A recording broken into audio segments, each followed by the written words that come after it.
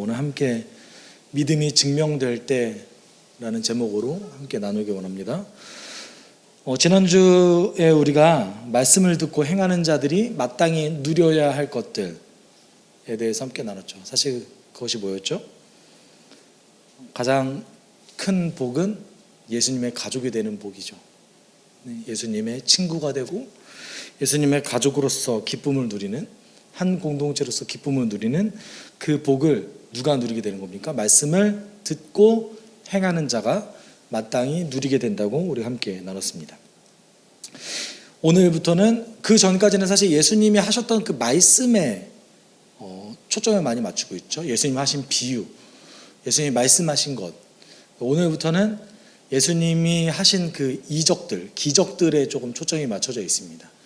그 기적들을 통하여서 우리는 이 질문에 맞닥뜨리게 돼요. 예수가 누군가? 네. 그래서 8장의 나머지 있는 부분들은 예수님께서 자연과 악한 영, 그리고 질병, 마지막으로 죽음까지도 정복하시고 다스릴 권한을 갖고 계시다. 그것을 통하여서 그 모습을 봤던 제자들과 무리들이 고민하기 시작하는 거죠. 예수가 누군게? 도대체 예수가 누구기에 저런 일까지 하실 수 있는가? 그것에 대해서 이제 우리는 질문하게 됩니다. 우리는 이제 구조적으로 이렇게 된다는 거죠. 그리고 결론적으로는 하나의 그 포인트를 향해서 누가복음이 가고 있어요. 어떤 포인트냐면 베드로의 고백에 맞춰져 있어요. 계속해서 제자들이 이제 고민하게 되는 거예요. 자연을 다스리고 악한 영을 다스리고 질병을 다스리고 죽음까지도 이겨낼 수 있는 그분이 과연 누구신가 계속 고민하다가 마지막에 어떤 고백을 합니까? 주는 그리스도시요 살아계신 하나님의 아들이십니다. 누가가 정말 하고 싶어하는 얘기가 거기에서 이제 방점이 찍히는 거죠. 제자들이 그것을 통하여서 예수가 선지자다, 아니. 예수가 내가 원하던 정치적 메시아다, 아니다. 어떤 분이라는 거예요? 하나님의 아들이다. 예수는 하나님의 아들이다. 그리고 예수는 메시아다. 이것을 향해서 이제 나아가는 거죠. 오늘 본문 속에서는 예수께서 자연을 다스리시는 모습이 나옵니다. 그럼 우리는 그 모습을 통하여서 오늘 우리 가운데 하나님께서 어떤 말씀을 하시고 계시는지, 어떤 말씀을 하시고자 하시는지 함께 나눴으면 좋겠습니다. 본문 이렇게 시작하고 있죠. 어느 날 예수께서 제자들과 함께 배에 오르셔서 그들에게 말씀하셨다. 호수 저쪽으로 건너가자. 그들이 출발하여 라면서 이제 22절에서 얘기하고 있습니다. 여기서 보면 그냥 어느 날이에요. 어느 날. 어느 날인지 아무도 모르죠. 어느 날 갑자기 예수님께서 호수 반대편으로 건너가자. 우리가 마태복음과 마가복음에서는 호수라고 얘기 안 하죠. 바다라고 얘기합니다. 그런데 동일한 호수죠. 갈릴리 호수. 유대인들은 바다라고 표현했어요. 그거를. 그 갈릴리 호수를 건너가자. 근데 생각보다 그렇게 큰 호수도 아니에요. 엄청 큰 호수는 아닙니다. 다만 그 이스라엘에서는 그런 물이 없죠. 이스라엘에서 가장 큰 물입니다. 그리고 이스라엘 지형에서도 물이 가장 많은 지역이 갈릴리 지역이에요. 특별히 이제 이스라엘의 최북단이었던 단 지역은요, 물이 굉장히 풍부합니다. 그리고 그 지역은 요단강의 발원지기도 하고요.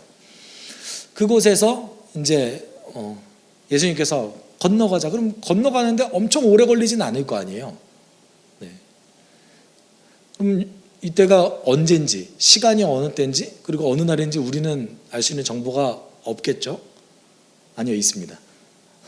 마가복음 4장 35절에서 이렇게 얘기하고 있죠. 그날 저녁이 되었을 때, 언제요? 저녁이에요. 그리고 언제래요? 그날이래요. 그날. 그러니까 우리가 오늘 본문 속에서 one day 이렇게 얘기해요. 그냥 일반적인 하루 이렇게 얘기하는데 마가복음에서는 그날이라고 얘기하고 있습니다. 그러면 그 전 본문 35절 이전에 있었던 사건이 있는 그날인 거예요. 그날의 바다에 건너가자. 이 바다, 호수를 건너가자 이렇게 말씀하셨는데 그날이 언제냐? 비유를 말씀하시던 날이 그날입니다. 그럼 우리가 전에 다뤘던 예수님의 그 말씀들이 나오잖아요. 그날인 거예요. 그날. 그럼 그날에 그 사건들이 다 벌어진 겁니다.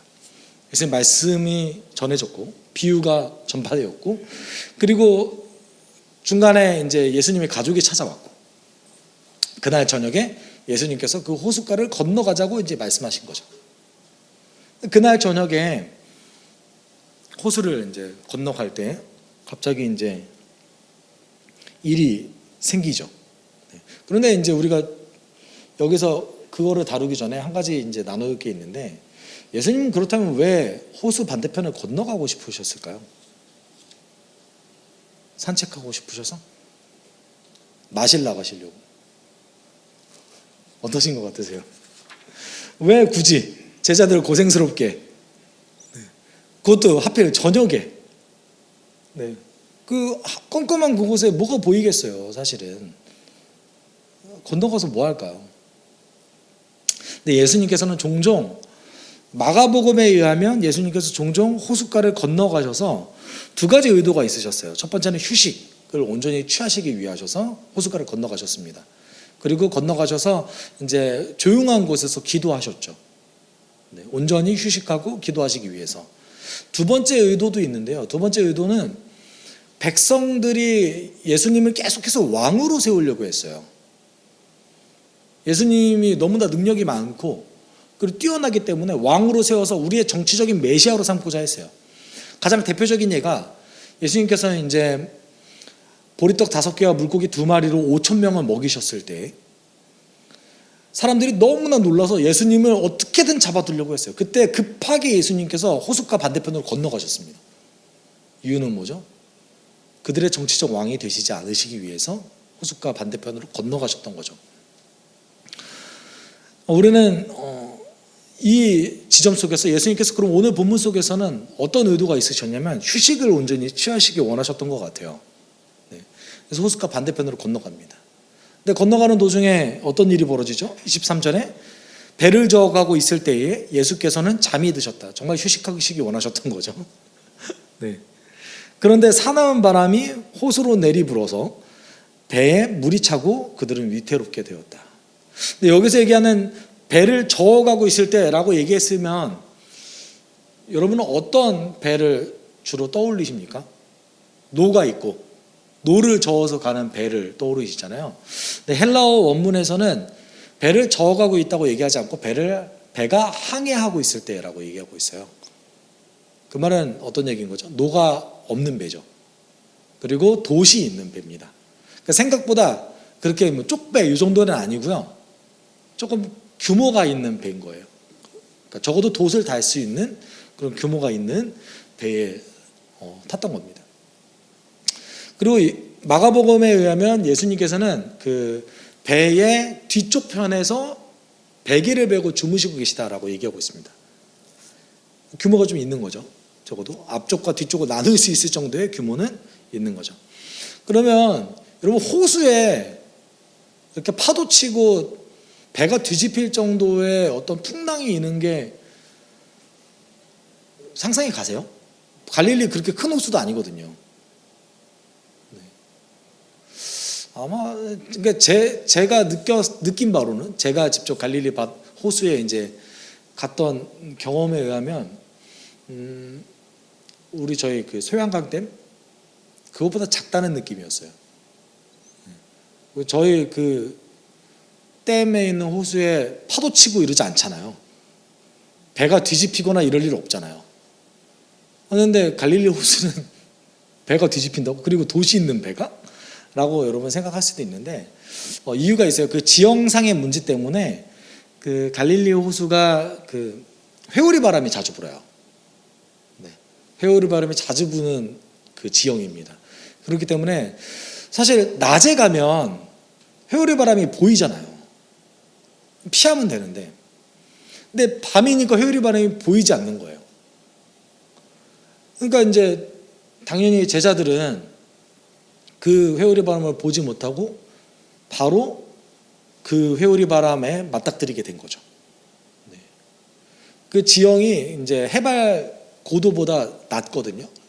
그 해저로 이제 그 해수면보다 200m 정도 낮고요. 찬바람이 이렇게 들어왔을 때 부딪혀가지고 계속 회오리 바람이 자주 부는 지형이에요. 실제로 가면 파도도 그냥 기본적으로 조금씩 있어요. 네. 바람이 이제 있다 보니까. 근데 여기서 우리가 정말 재미있는 아이러니는 뭐냐면 예수님의 직업은 뭐였죠? 목수였죠. 네. 목수였어요. 여러분 그 제자들 중에 그 중추를 차지하는 사람들, 핵심 제자들의 직업이 뭐였죠? 어부였죠. 평생 갈릴리에 살았던 사람들이에요. 근데 이 갈릴리에 살았던 사람들이 이거에 대처하지 못하고 엄청난 위험에 빠져든 그 상황과 목수였던 예수님께서 태평하게 주무시고 계시는 그 장면이 뭔가 그 아이러니한 장면을 연출하고 있기도 합니다. 네. 완전 전문직이잖아요. 어부가 풍랑 만나서 이제 빠져 죽게 된 거예요. 그것도 호숫가에. 네. 그때 24절에 제자들이 이제 예수님께 이제 이렇게 얘기하죠.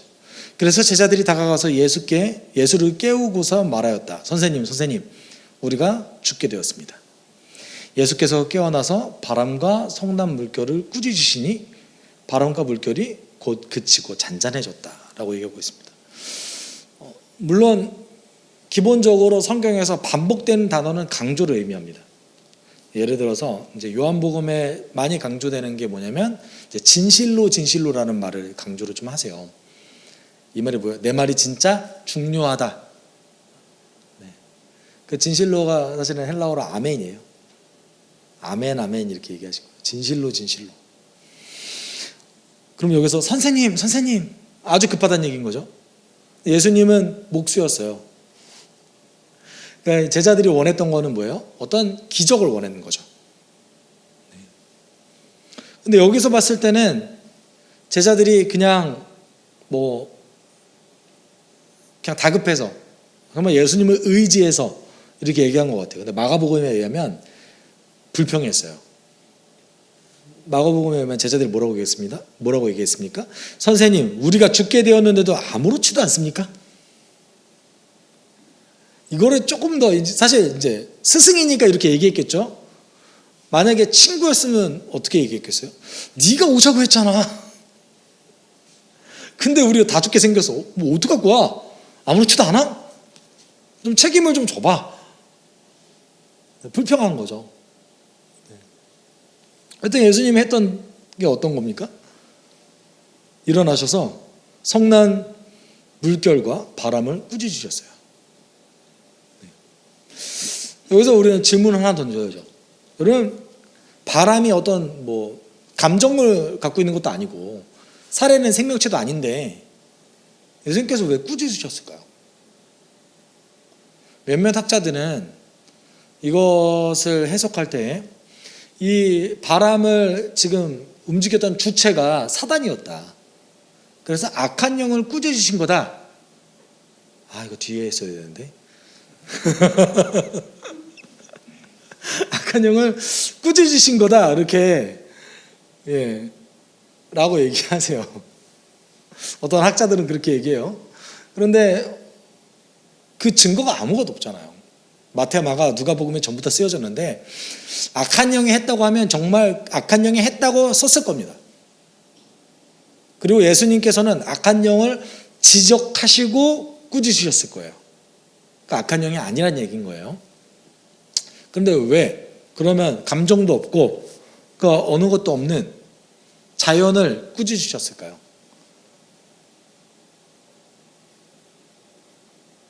사실 우리는 정확하게 알 수는 없죠. 정확하게 알 수는 없는데 제 추측으로는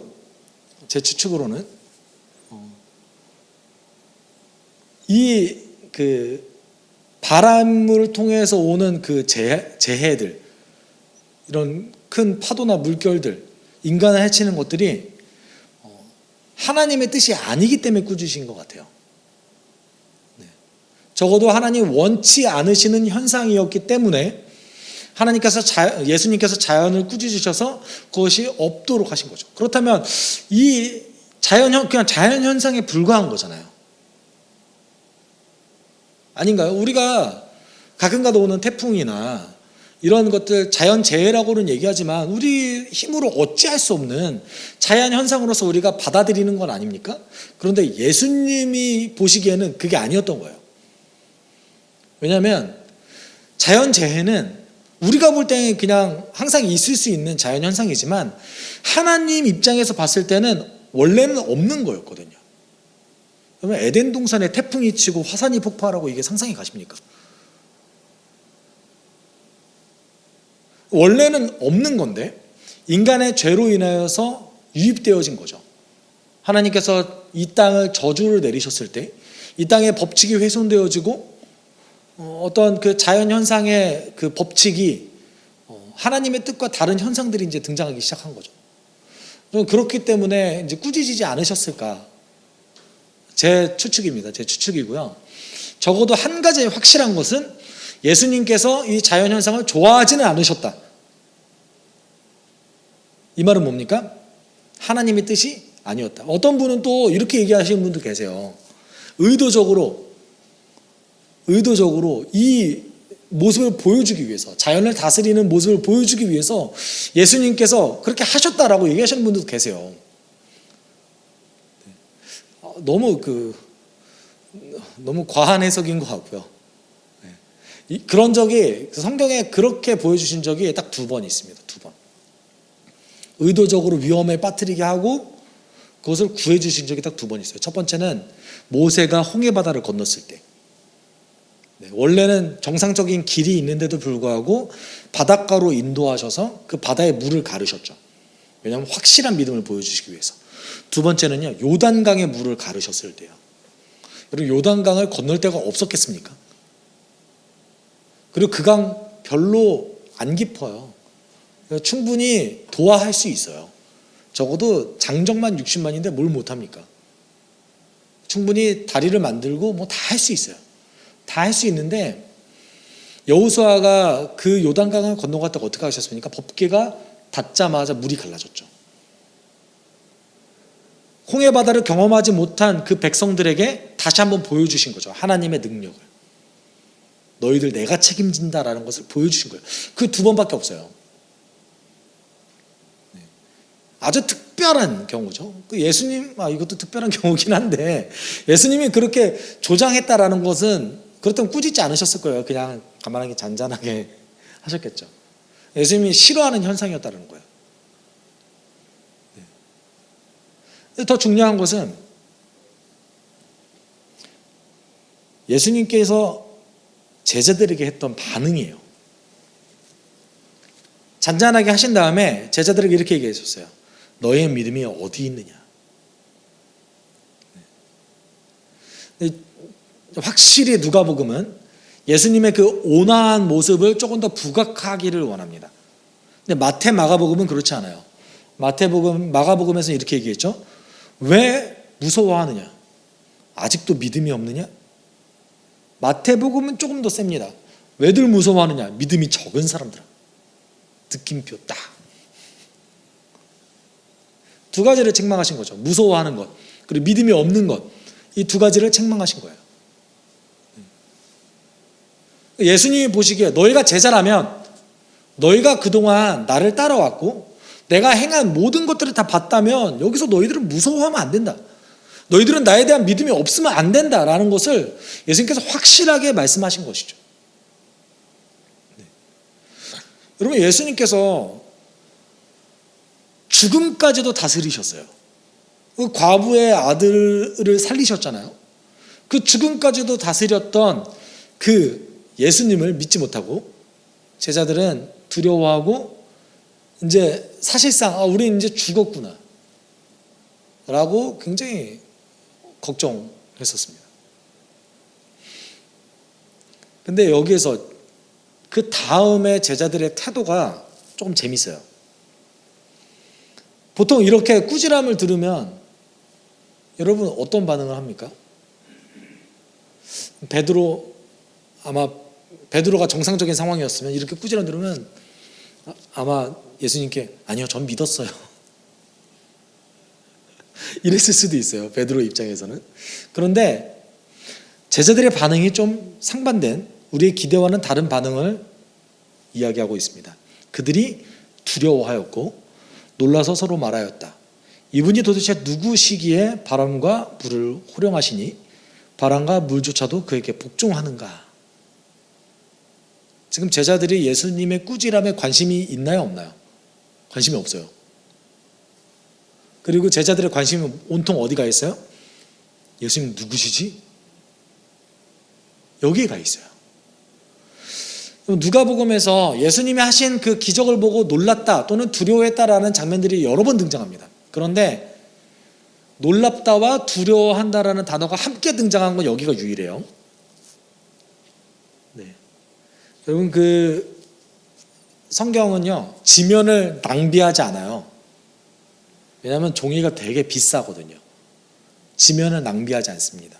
그래서 적어도 우리가 고대 문헌을 봤을 때 어떤 비슷한 단어와 동일한 단어가 계속해서 반복된다라는 것은 지금 강조하고 있다. 매우 강조하고 있다라는 것이에요. 우리가 지금은 종이가 너무 싸고 심지어 이제는 종이로 제출을 안 하는 시대 아닙니까? 제가 대학교 다닐 때만 해도 이렇게 페이퍼 항상 프린트해서 그 위에 그 겉표지까지 딱 하고 교수님 그 스테이플러에 그 상처 받으실까봐 테이프까지 테이핑하는 그런 정성을 보였거든요. 혹시 안 그러셨나요? 네, 그런 정성을 보였거든요. 그런데 요새는 어떻게 합니까? PDF 파일로 그냥 이메일로 보내버리죠.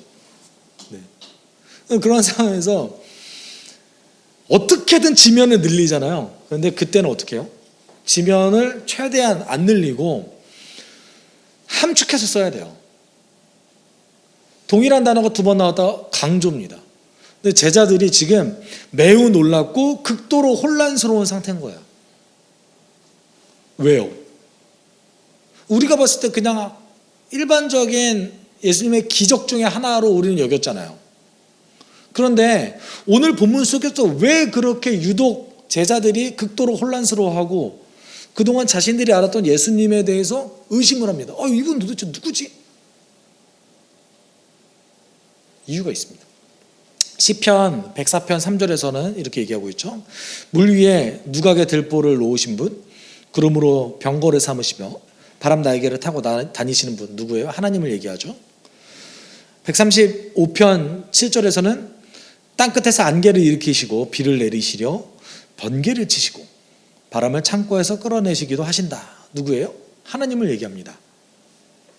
더 재미있는 거는요, 시편 107편 23절에서 30절에서는 마치 오늘 본문 속에서 얘기하는 것 같은 장면을 얘기하는 것 같아요. 장사하는 사람들은 주님께서 하신 놀라운 기적을 본다. 그는 말씀으로 큰 폭풍을 일으키시고 배들은 하늘 높이 떠올랐다가 깊은 바다로 떨어진다.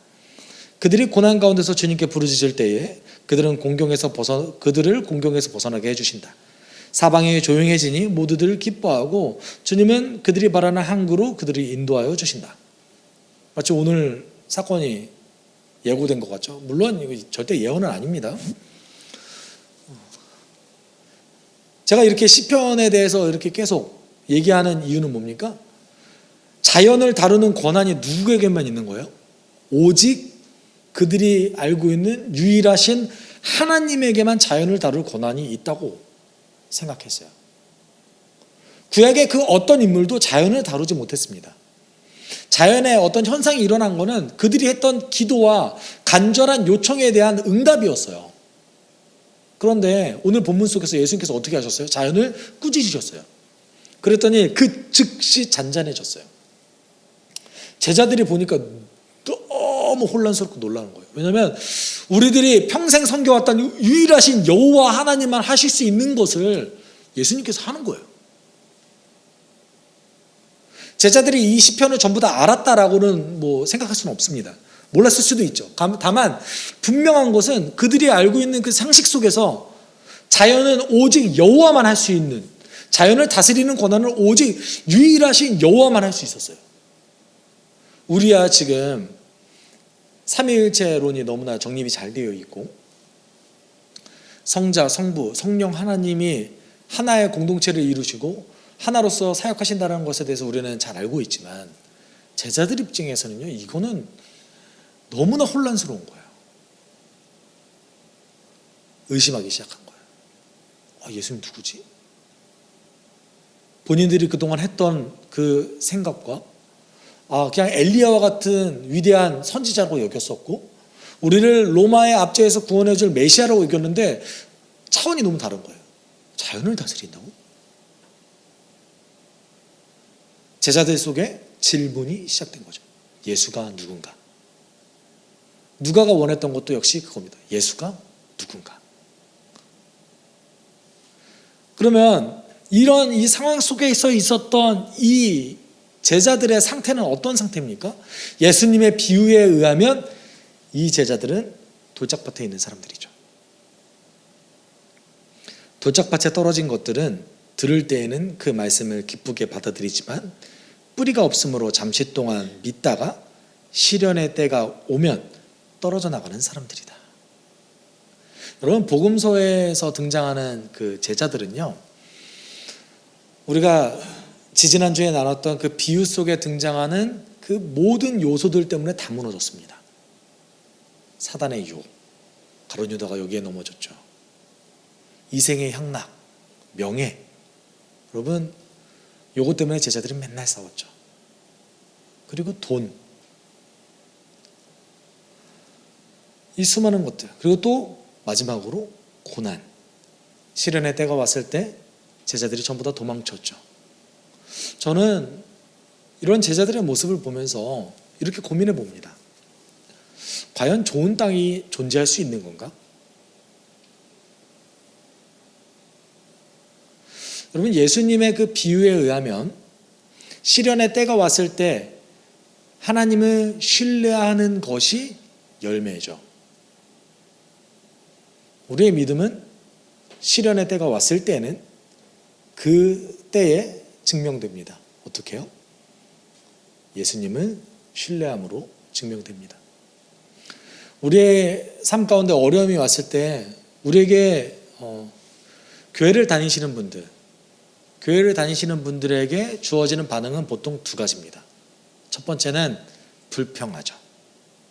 하나님, 저에게 왜 이러십니까? 제가 왜 이런 일을 당해야 됩니까? 불평하죠. 두 번째는 신뢰합니다. 의지합니다. 하나님, 저에게 지금 이런 일이 있습니다. 하나님, 해결해 주십시오. 우리를 인도해 주십시오. 이렇게 의지합니다. 예수님의 비유에 의하면 어떤 사람이 열매 맺는 사람입니까? 어려움이 있을 때 하나님을 의지하는 자들. 예수님이 바랐던 제자들의 모습이 어떤 모습이었습니까? 풍랑이 왔을 때에, 배가 뒤집혀졌을 때에 예수를 의지하는 자들, 그런 제자를 원했던 것이죠. 여러분, 우리가 함께 기도할 때 이렇게 기도했으면 좋겠어요. 하나님, 어려움이 있을 때에 불평하지 않고 하나님을 의지할 수 있는 믿음의 제자들 되게 주님 도와주십시오. 내가 돌짝밭 같은 제자가 아니라 좋은 땅 열매 맺는 제자 되게 해주셔서 하나님, 어떤 어려움 속에서도 하나님 때문에 이겨낼 수 있고, 어떤 어려움 속에서도 하나님 때문에 내가 살아갈 수 있고, 하나님 때문에 헤쳐나갈 수 있다는 것을, 그 힘과 능력을 주시는 분이 주님이라는 것을 우리가 알아나갈 수 있는 우리 되게 주님 도와주십시오. 우리가 함께 기도하도록 하겠습니다. 사랑 많으신 하나님 아버지, 제자들이 풍랑을 만났을 때에, 제자들이 하나님 아버지 그 파도를 만났을 때에 하나님, 그들 앞에서 하나님 예수 그리스도를 의지하지 못하고 하나님께 나아가지 못했던 장면들을 우리는 오늘 본문 속에서 봤습니다. 하나님, 예수가 하나님의 아들이시라, 예수가 하나님의 그 능력을 가지고 계시다면 우리의 마음 가운데 있는 이 어려움과 풍랑과 시련과 이 모든 것들을 하나님 주님께서 하나님 해결해 주실 거라고 믿습니다. 하나님, 우리가 불평하지 아니하고 어려울 때에 믿음을 증명할 수 있는 우리 되게 좀 도와주십시오. 하나님, 오늘 본문 속에서 하나님께서 얘기하시는 것은 무엇입니까? 하나님, 믿음은 증명되는 것, 어려움 속에서 하나님의 신뢰함으로 증명될 수 있다는 것을 오늘 본문은 이야기하고 있습니다. 하나님, 제자들이 그렇게 극도로 혼란스러워했지만 예수님은 그것을 원하신 것이 아니라 제자들이 정말 신뢰하는 자들, 하나님의 아들로서 예수 그리스도를 신뢰할 만한 자들이라는 것을 우리가 알아나갈 수 있게 좀 도와주십시오. 하나님, 주님은 하나님이십니다. 주님은 우리의 능력으로, 하나님, 주님은 우리를 능력으로 우리의 문제를 해결해 주실 수 있습니다. 하나님, 우리의 환경이 변하지 않을 수 있지만 우리의 마음이 변하여서 이미 그 문제가 나에게 큰 어려움이라고 얘기하지 않고, 하나님, 그 문제들이 나에게 그 어떤 장애물로 여겨지지 않고 주님의 제자로서 살아가는데 큰, 하나님, 어려움이 없도록 우리를 만들어 주십니다. 하나님, 그 안에 우리가 살아가게 좀 도와주십시오. 하나님, 주님 안에서 우리가 그것을 경험할 수 있게 주님 도와주십시오. 주님의 능력을 구합니다. 주님의 사랑을 구합니다. 주님, 인도해 주십시오. 사랑이 많으신 하나님 아버지, 감사합니다. 하나님, 풍랑을 만났던 제자들에게 신뢰할 것을 요구하셨던 그 예수님의 명령 따라서 우리가 어려움을 만났을 때에 주님을 신뢰하게 주님 도와주십시오. 하나님이신 예수 그리스도는 우리가 충분히 신뢰할만 하고 믿을 만한 분이시라는 것을 우리가 다시 한번 깨닫고 하나님 앞에 두려움을 내려놓고 하루하루 주님의 제자로서 살아갈 수 있게 주님 도와주시옵소서. 모든 것 감사드리며 거룩하신 예수 그리스도의 이름으로 기도드립니다. 주 예수 그리스도의 은혜와 하나님의 사랑과 성령의 교통하심이 주님을 신뢰하고 어려움 중에도 하나님의 그리스도의 제자로 온전히 살아가길 원하는 습속교회 성도들 위해 영원토록 함께 있을지어다. 아멘.